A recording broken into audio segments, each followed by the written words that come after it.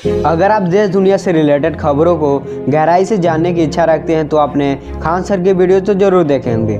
Khan sir Bihar के पटना के बहुत बड़े कोचिंग संस्थान खान जीएस रिसर्च सेंटर के संस्थापक, डायरेक्टर और जीएस के टीचर भी हैं, जो कि अपने पढ़ाने के अंदाज से कुछ ही महीनों में इतना फेमस हो गए कि इनके यूट्यूब चैनल, जो कि इन्होंने पिछले साल ही शुरू किया था, आज इनके लगभग 60 लाख से अधिक सब्सक्राइबर्स हैं। इनके पढ़ाने की खास बात यह है कि ये अपने बिहारी भाषा, जो कि एक बहुत ही प्यारी भाषा है, में बहुत ही सहजता से हर टॉपिक को बड़ी आसानी से समझा देते हैं। वैसे तो खान सर को लोगों ने बहुत प्यार दिया है, लोग इन्हें दूसरा कलाम कहकर भी पुकारते हैं, पर अगर हम किसी व्यक्ति के बारे में जितना अधिक जानेंगे उससे उतना ही लगाव होगा। इसलिए मैं चाहता हूं कि आप खान सर के बारे में ज़्यादा से ज़्यादा जानें और अपना भरपूर प्यार दें। मैं आपको विश्वास दिलाता हूं कि इस वीडियो को देखने के बाद आपको खान सर के बारे में जानने के लिए कोई दूसरी वीडियो देखने की ज़रूरत नहीं पड़ेगी।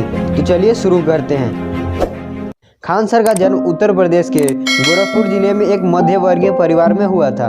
इनके पिता आर्मी में कार्यरत थे, जो कि इस समय रिटायर हो चुके हैं। इनकी माता गृहिणी हैं। इनके एक भाई हैं जो कि कमांडो हैं। खान सर की हमेशा से ही इच्छा देश सेवा करने की ही रही है, इसलिए वो भी भारतीय सेना में शामिल होकर देश की सेवा करना चाहते थे। उन्होंने एनडीए का पेपर भी दिया था, जिसमें वो परीक्षा तो पास हो गए थे, पर फिजिकल में फिट ना होने के कारण भारतीय सेना में शामिल नहीं हो पाए। एनडीए में सिलेक्शन ना होने के कारण वे बहुत दुखी हुए, पर उनके माता पिता तथा भाई ने उन्हें सहानुभूति देते हुए कहा, अगर तुम्हारा सिलेक्शन एनडीए में नहीं हुआ तो क्या हुआ, जनता की सेवा भी देश सेवा ही है, इसलिए तुम जनता की सेवा करो और ज़रूरतमंदों की मदद करो।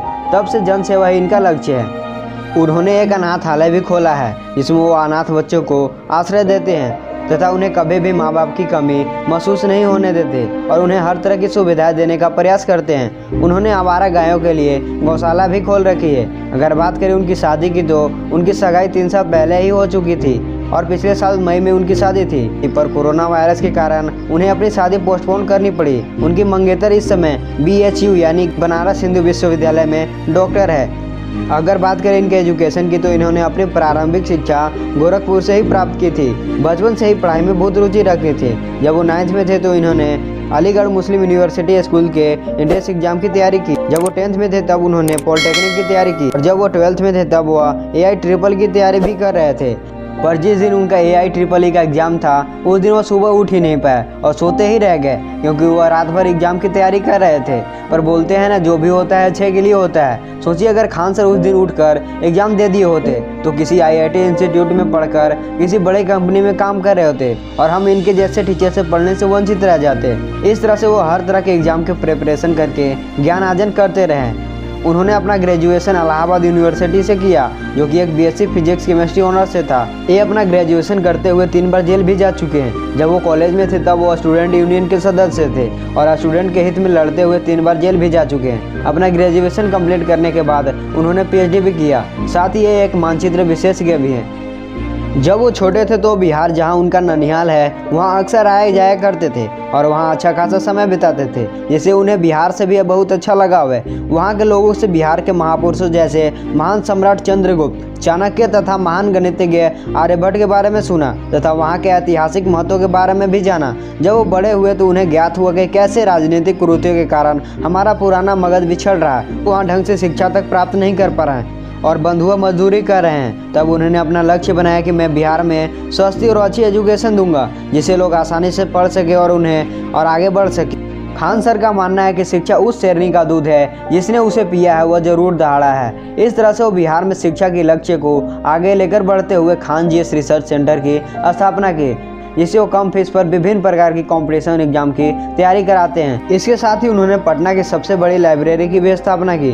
शुरुआत में उनकी कोचिंग 1 से 2 कमरों तक ही सीमित था, पर जब उनके पढ़ाने के तरीकों को देखकर बच्चों की संख्या में लगातार बढ़ोतरी हुई, तब उन्होंने अपने कोचिंग को एक बड़े कोल्ड स्टोरेज में शिफ्ट कर लिया, जिससे वो एक बार में कम से कम 2000 बच्चों को एक साथ पढ़ाते हैं। पर जिन बच्चों को बैठने की जगह नहीं मिल पाती, वो घंटों भर खड़े रहकर ही उनका लेक्चर सुना करते थे। जब खान सर ने देखा कि बच्चे पढ़ने के लिए बहुत कठिन परिश्रम कर रहे हैं, तब उन्हें स्टूडेंट की सहायता के बारे में सोचते हुए ऑनलाइन लाइव क्लासेस शुरू की, जिसमें वो पढ़ाते तो पटना में थे, लेकिन ऑनलाइन माध्यम से अन्य राज्यों के बच्चे भी पढ़ते हैं। खान सर ने ट्यूशन की फीस ना की बराबर रखी थी, जिससे कि ज़्यादा से ज़्यादा बच्चे उनके इस ट्यूशन में जुड़ सकें।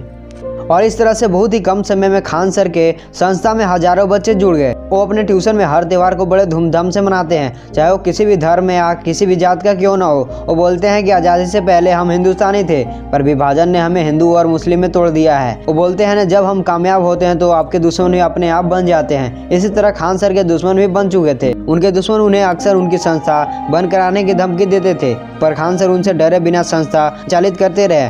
पर 11 मई 2019 को सुबह 9:45 में खान सर की संस्था पर बम से हमला किया गया तथा वहां के टीचर तथा स्टूडेंट को लाठी एवं डंडे से पीटा गया। इसके बावजूद भी खान सर डरे नहीं, बल्कि अपने इरादे को और मजबूत करते हुए उन्होंने कहा, अगर तुम हमें मार भी दोगे तभी हम इस संस्था को बंद नहीं होने देंगे। वो अपने क्लास में बच्चों को बहुत मोटिवेट करते हैं तथा समाज सेवा और ब्लड डोनेशन के लिए भी प्रेरित करते हैं। उनका मानना है कि हमारा जीवन दूसरों की भलाई के लिए समर्पित होना चाहिए, यही हमारे जीवन का लक्ष्य है।